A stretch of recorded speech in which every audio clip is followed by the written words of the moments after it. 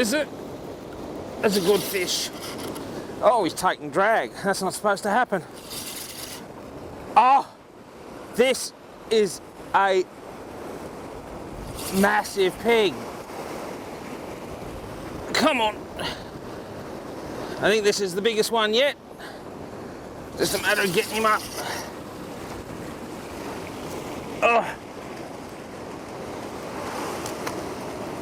Wow. That is a very big pig. And again, I've just hooked him in the bottom of the lip. I'll just... The size of that. And they grow a lot bigger. They get up around 6 kilo, which will be very difficult to stop, especially in this rough country. We've had a couple of 3 days of southeast swell and wind. It's broken a lot of the vegetation off the rocks, and the fish will move in to take advantage of that. And we've just found a pocket just here of a little bit of slack water, and they've gathered in there. So hopefully there's some bigger ones in there so we can show you, but that, by anybody's standard, is a great fish. And you can see a bit of kelp. So they're not fussy, they're omnivores, as I've said, and they'll just eat whatever they can and stack it away in that big belly.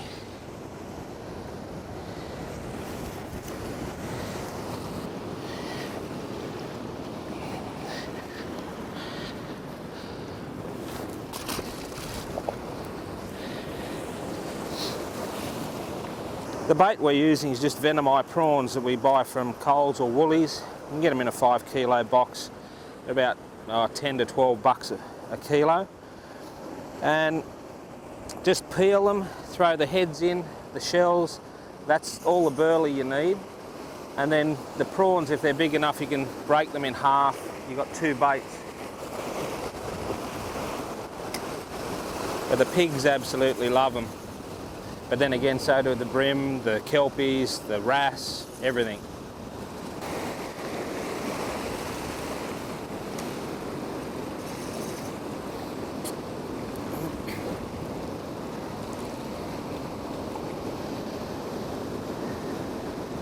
Yep, got him. Oh, taking drag. Don't do that. Come back. Oh. Come on. Oh, wow. They are such a powerful fish. Oh, another big fella. Oh, there. Shouldn't do that with your rod either, but you know your limits. Let's get him up, have a look at him. That's another good sized pig.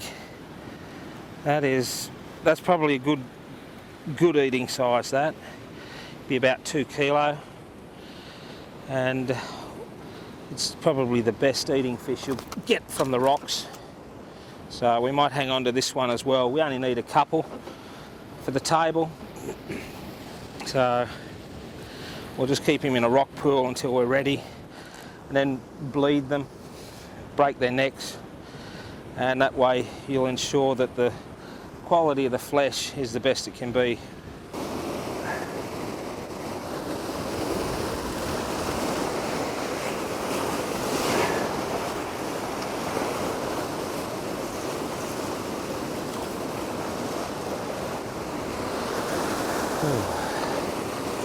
Oh, yep, got another one.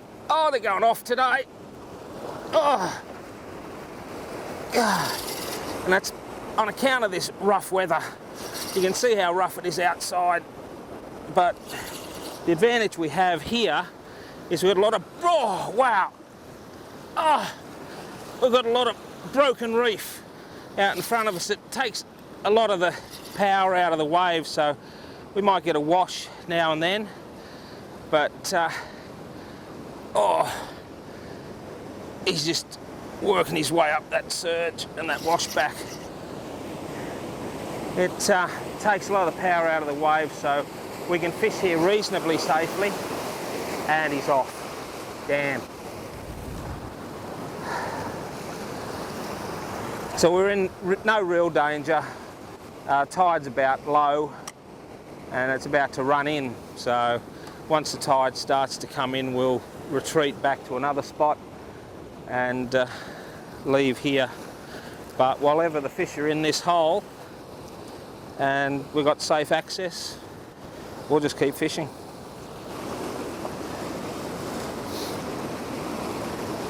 Yep, got an, oh, they're just going off today.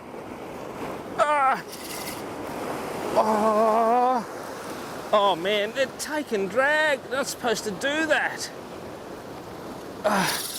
But you do have to put a bit of hurt on them because they'll go in under any bit of reef or kelp they can find. And that'll either wear through your leader or they'll get off in the struggle. And you don't land all of them. Oh, he's got his head down in that washback. Oh, they're big fish today. You don't land them all. And occasionally, when you do lose one back into the school, it can spook them. And that's why we release them away from where we're fishing. There's another great pig. And he's well hooked, that one. He wasn't going to get off at all.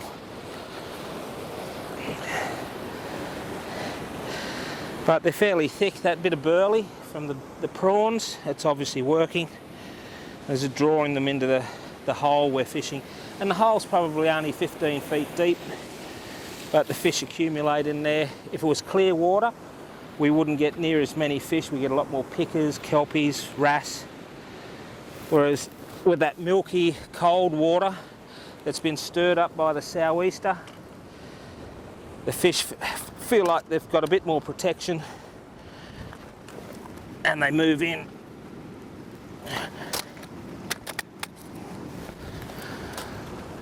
Keep it.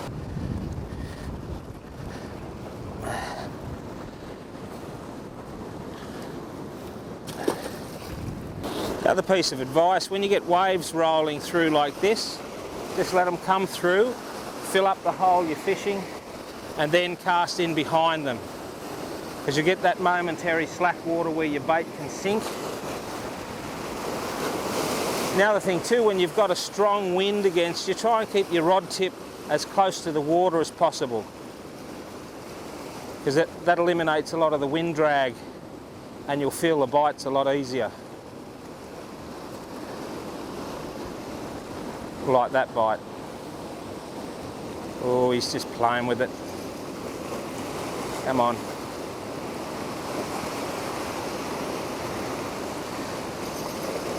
One of the best things when you find a hole like this and you've got, yeah, oh, got him, and you've got a few fish in it, it's that competition from other fish that gets them to bite. Oh, I've gut hooked him. Gets them to bite. So he may have been one of 3 or 4 fish in a little school having a go at the bait, and I've struck the fish that was having a bite and the hook's just come up under his belly and caught him. So competition's a good thing, and that's the only thing we try to achieve when we burley with bread or the prawn heads, is to attract the fish into one spot, and then that competition, if they're too picky or there's not a lot of fish, they can just take or leave the bait. But if there's a lot of fish they think they might miss out, then they generally go for it. Competition works a bit like a Myers sale with limited stock and a lot of women. And remember too to mend your line. Stay in contact with your bait. So oh, there's a fish. Feels like a brim though, he's just playing with it. No! Got him! Oh! Oh! Oh, wow.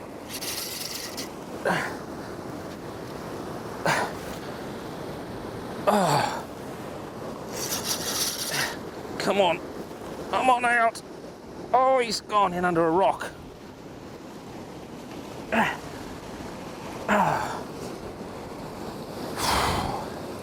It may be a groper. So we'll just let some slack line off and hopefully he'll swim out. But that's what they'll do, the groper and the pigs. Come on out. Oh. No, it is a big pig.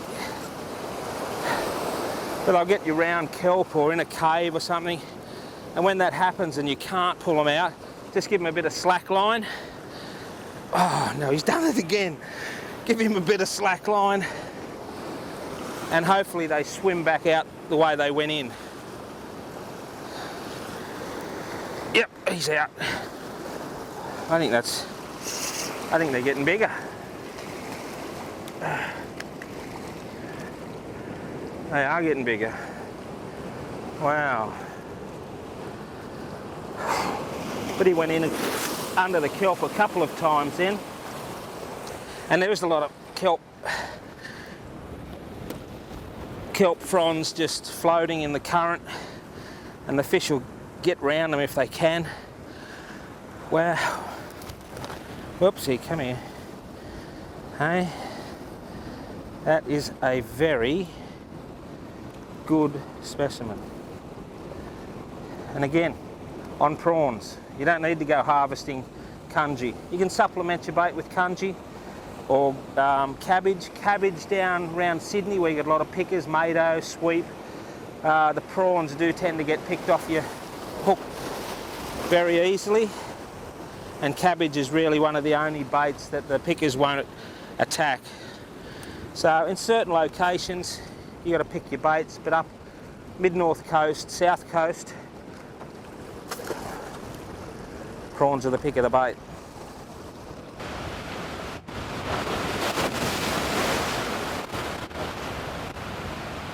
Yeah.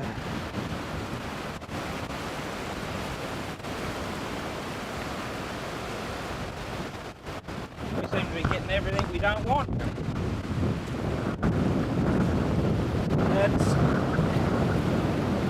Come here.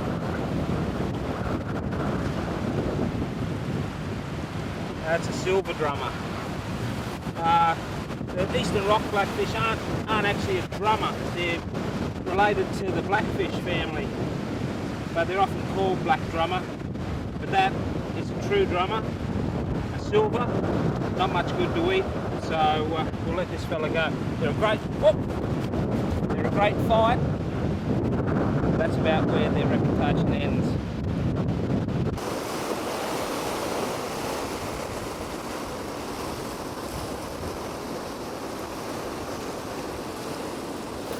Yep. Oh. Wow. Oh. I think he's got me caught round something down there. Oh, he's coming out. Come on. I think they're just getting bigger, these fish.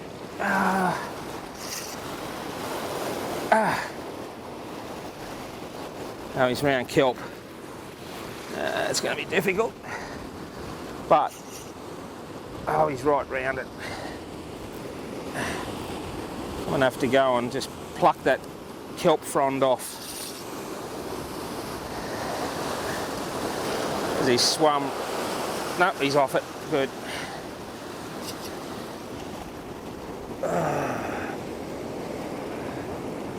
Put him down in that rock hole. Whew. And this fella has actually swallowed. Oh no, it's popped up. So again in the mouth. Oh, just in the corner of the mouth. And that, I mean, they're a great fight, a great feed. They're the ultimate, I think, off the rocks for the anglers. They've just got everything going for them.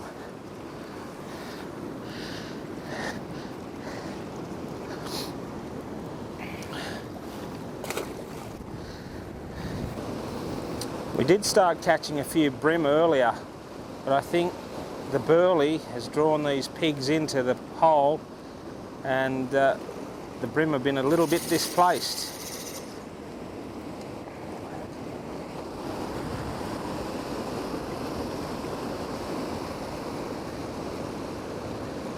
And if you have a look just in front of me, between the bommies to my right and this big rock to my left, there's a channel that runs out to the rest of the broken reef.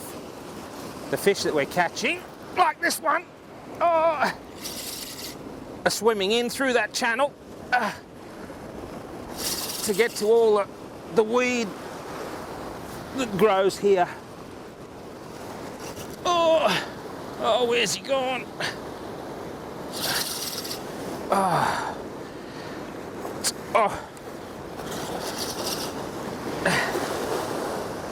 There, that. Come here, mate. I'm going to lift him with the rod for this one. He's a little bit large. Oh. They're fairly thick. And this one looks like I've hooked him in the gills at one stage. So we might hang on to him. No point throwing back a fish that's injured that much, bleeding that much, because they'll only die, so you may as well take them home and use them, feed the family. Oh, no, that's a bream.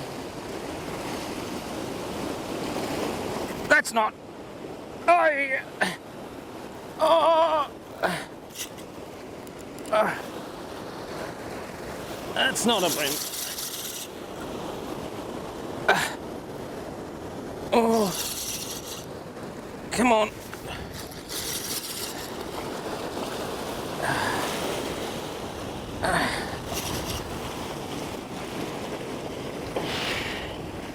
They're a good size today. Sometimes you get schools that are just sort of average 35 to 40 centimetres.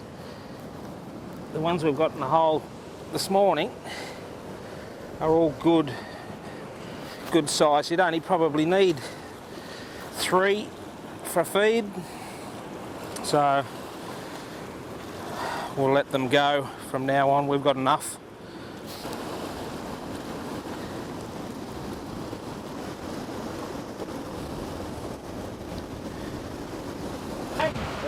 Okay, Whee, the hook's come out.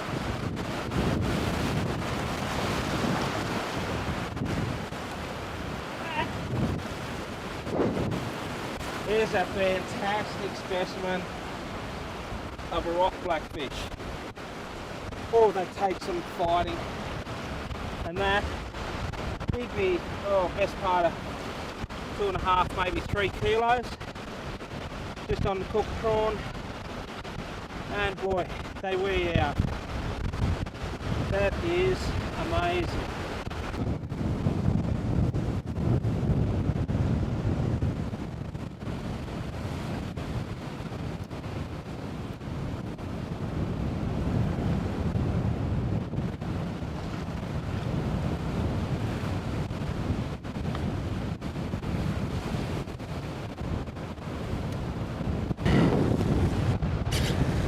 Come on.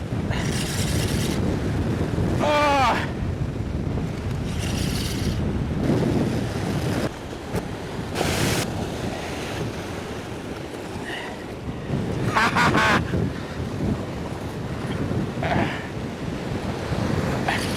Waves cannot harm me. Oh.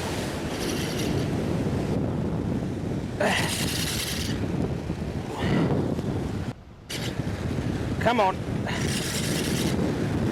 Oh.